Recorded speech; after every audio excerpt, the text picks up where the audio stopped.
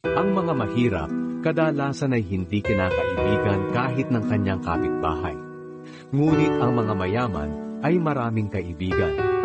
Ang humahamak sa kapwa ay nagkakasala.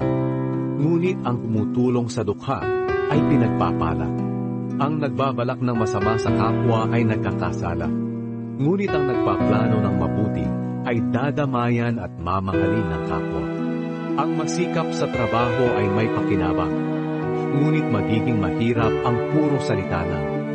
Ang karangalan ng taong marunong ay ang kanyang kayamanan. Ngunit ang hangal ay lalo pang madadagdagan ang kahangalan. Ang tapat na saksi ay nagliligtas ng buhay. Ngunit taksil ang saksing sinungaling. Ang taong may takot sa Panginoon ay may kasiguraduhan at siya ang kandungan ng kanyang sambahayan.